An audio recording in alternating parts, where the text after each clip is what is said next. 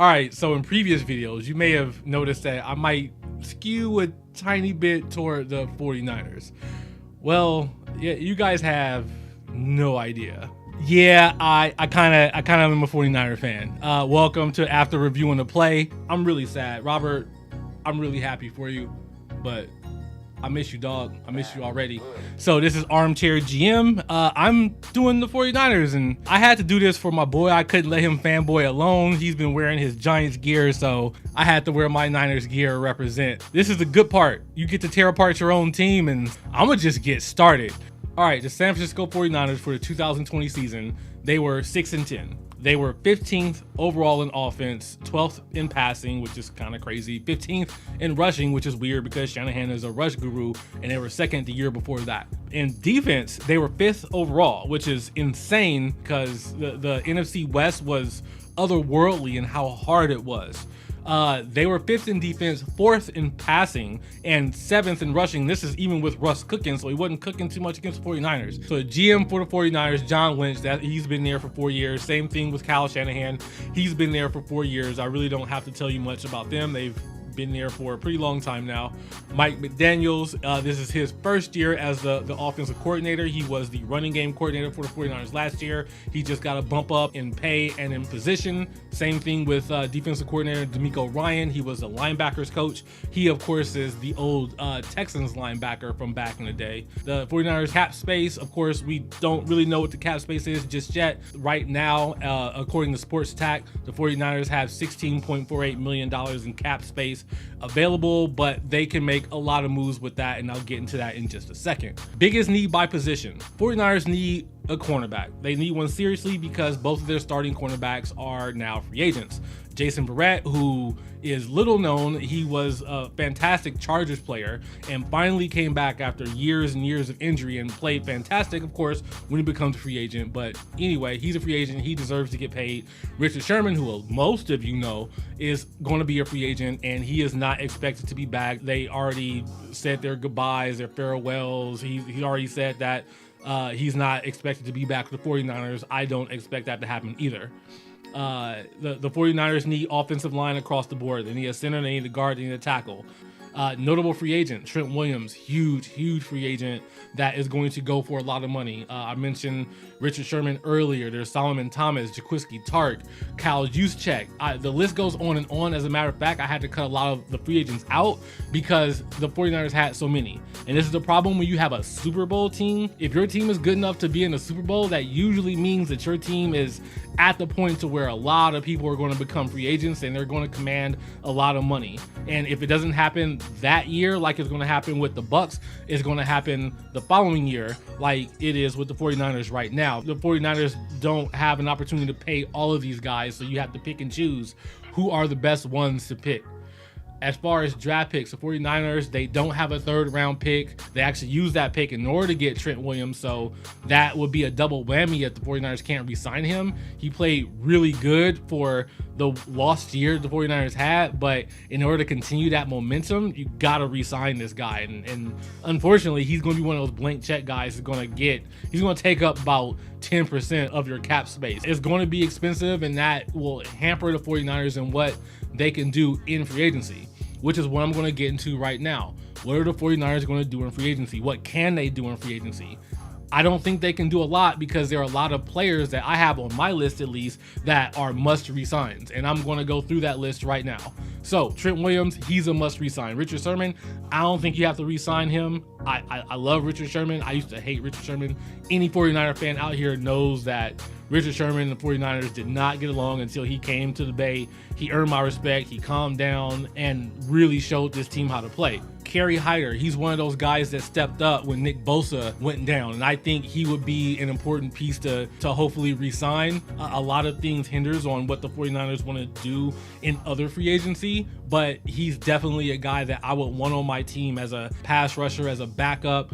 He played good enough to be a starter on a lot of NFL teams, and I don't know if the 49ers are going to be willing or able to give him starter money. Jordan Reed, he's another guy that stepped up when Kittle was injured. he played really well in coming back from being injured, and he would be one of my targets for re-signing. Kyle Juszczyk, he is the only fullback, in my opinion, in the whole NFL, and you pretty much have to re-sign him. He's the guy who makes the offense run. John Lynch said when he first got signed for the 49ers a couple years ago is that he is an offensive weapon. He's that guy you can put anywhere, and he is one of those cogs that makes Kyle Shanahan's crazy offense run. Those are all the free agents that you have to sign that were on your team before. But then there are the free agents that you have to pick up with the cap space you have left. And the 49ers have a cap space they can move around. I mentioned Weston Richburg earlier. He is definitely one of those guys that you can either cut or restructure. Same thing with D4. If I'm D4, I do a restructure. If I'm the 49ers, I'm definitely doing a restructure. So you can do that. Obviously, Jimmy G is one of those guys where you can definitely restructure his contract, if not straight up cut him. He's only owed like $2 million, and his cap hit is somewhere in the 25s. So Richard Sherman's leaving. I think a perfect fill-in for him would be a fellow free agent that knows the system in Shaquille Griffin, who is coming from Seattle. He basically took over for Richard Sherman. So rite of passage, just move right on in and take Richard Sherman's place again. He'll be a durable borderline first corner that you can have. And if the 49ers can get a second corner, like maybe a Kevin King, who I think will play better in this defense than he did in Green Bay, and especially being close to home, he went to school at Washington for the Huskies. Bring him back to the left coast. He can compete for that second outside corner position. Him and Shaquille Griffin I think will be a fantastic fit. Nelson Aguilar. I think Nelson Aguilar can be a nice, pretty cheap pickup at wide receiver. The 49ers need a guy that can go. He's proven that he is not what we saw in Philadelphia. He played really good for the Raiders, and he kind of left everything salty after bad talking the rest of the team and how nobody tried. As far as the draft is concerned, the first two corners are already taken. So Caleb Farley is already gone. Patrick Surtain is already gone. So I'm going to pick up J.C. Horn, which is a very long corner.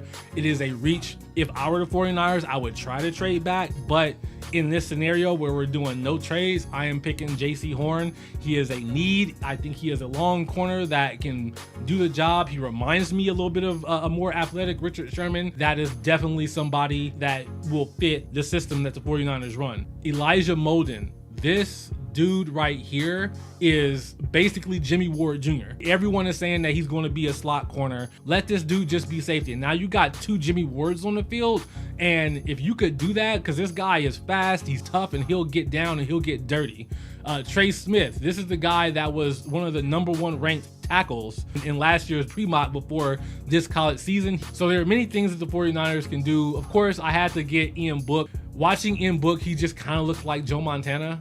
I don't think that he's going to be around in the 7th round, especially if he has a decent pro day. The question is, can he get the ball down the field? Does he have enough arm to scare defenses? You need something better than what Jimmy G has. You need something better than what Teddy Bridgewater has. But then again, Shanahan's offense doesn't necessitate that the quarterback has a strong arm. They just need a strong mind, for lack of better words. They need to be able to be smart enough to know where the ball is supposed to go, when to throw it, when not to throw it. And Kyle Shanahan is not going to put his quarterbacks in positions that they're going to be uncomfortable with. They're not going to be put in positions where they have to win games, which maybe is a problem for Kyle Shanahan's system in the first place, is that he needs a quarterback that can do the job when he needs them to do the job, instead of him trying to do the job from the sideline and hoping his quarterback can do what his mind is thinking.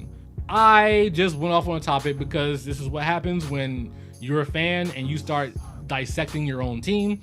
I'm going to be doing more videos like this. Me and Tom will be going back and forth, breaking down teams and what teams need and everything like that. And yeah, I'll be back. Hope you'll be back too.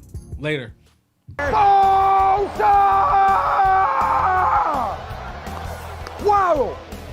I'm so happy he's on my team. Bosa!